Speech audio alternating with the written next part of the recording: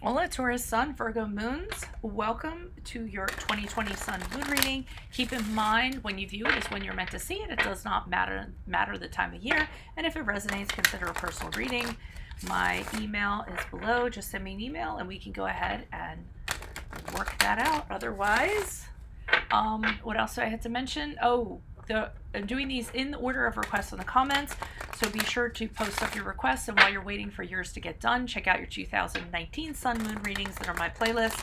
First portion of this reading will be us going over what the traits are of your Sun Moon combination. I'll lay out the main cards for your 2020. We'll take a quick look. Second portion of this reading will be the link below to the Vimeo reading where I'll have a deeper interpretation of the cards with clarifiers. I'll be dividing the year up into 4 different sections. So let's see what's up with Taurus Sun or Virgo Moons. So you guys are very wise. You are very experienced. People come running to you for advice all the time because guess what? You guys are really good at it.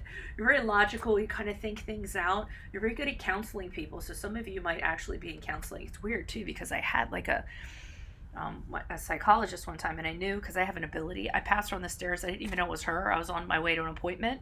And I remember turning to my husband and going, she's a Taurus. And when I went in, and she's a psychologist, so she didn't believe in any of that stuff.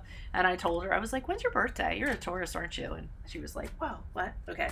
So I'm just saying. So, and you're really good. Like I said, you kind of base things on logical thinking and grounded concepts and things like that.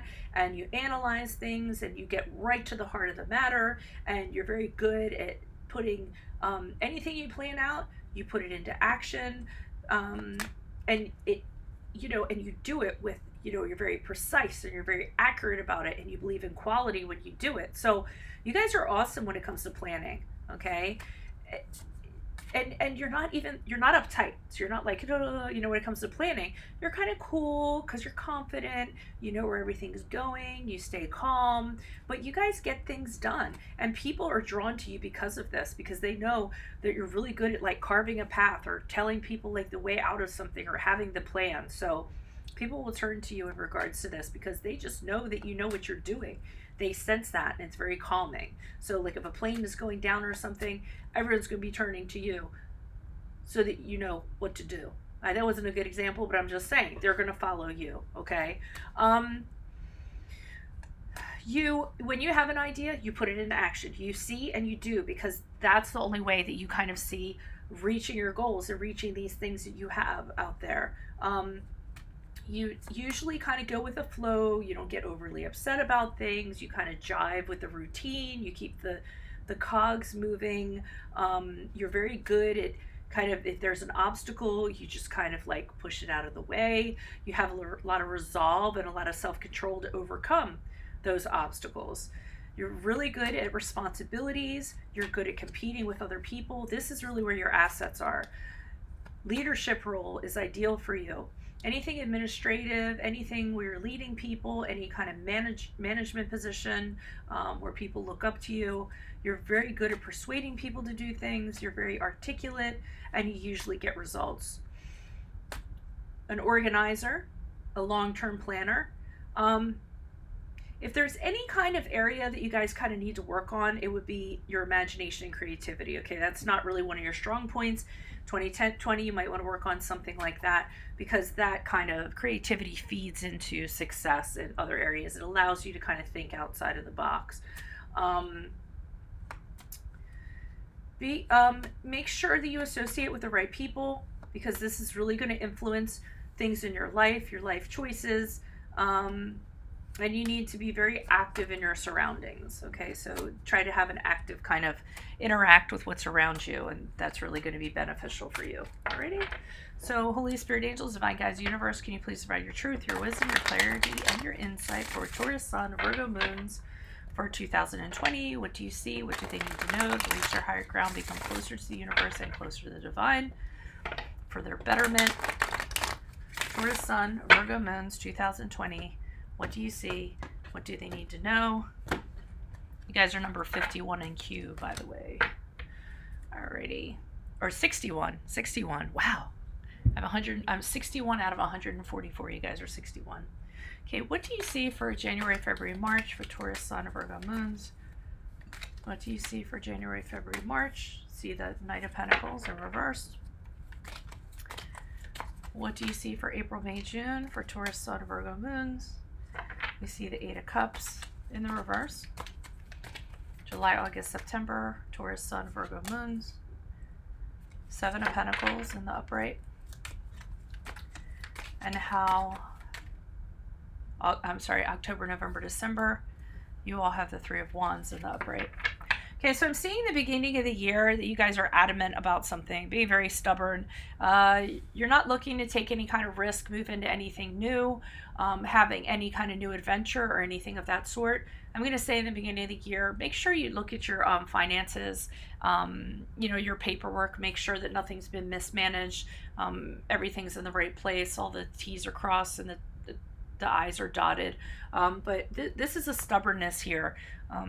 You guys are definitely not willing to move forward in regards to a project, a situation, a relationship, or what have you.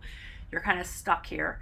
And it could be that change is calling you, and you might think that it's good for you, but you're staying put in January, February, March.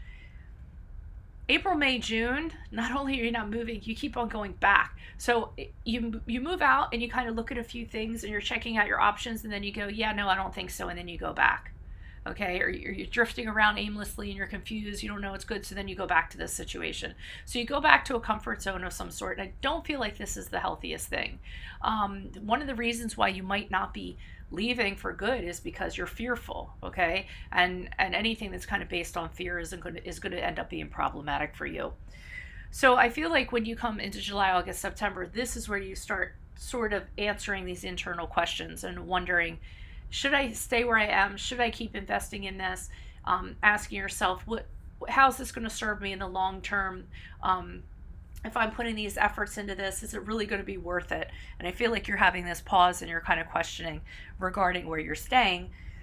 But I feel like in October, November, December, this is where you're considering other options. You're tentative about it. The Three of Wands usually isn't a card of action for me. It's a card of observing kind of the lay of the land and what's out there, just so you can kind of dip your toes in the water and get an idea. But I don't feel like for the 2020, I don't feel like you do anything radical. I don't think you move out of a situation that you're in. But at least, at the very least, you're considering what's out there, and you're considering, just observing something non-typical or other earning potential that's out there, or travel or anything like that. Any kind of opportunities, you're considering them from a distance, okay? So 2020, don't feel it's going to be a year of action, but it is going to be a year of observation and some internal things kind of getting figured out. So click on the Vimeo link below. It'll take you to the clarifiers that I'm going to pull for this. If you would like a personal reading, just send me an email. We can set that up. Put in your request for your 2020 Sun Moon readings. Check out my 2019 in my playlist along with my compatibility readings. If you need an answer to a question, I'm on Instago. Check me out on Facebook. Check me out on Insta.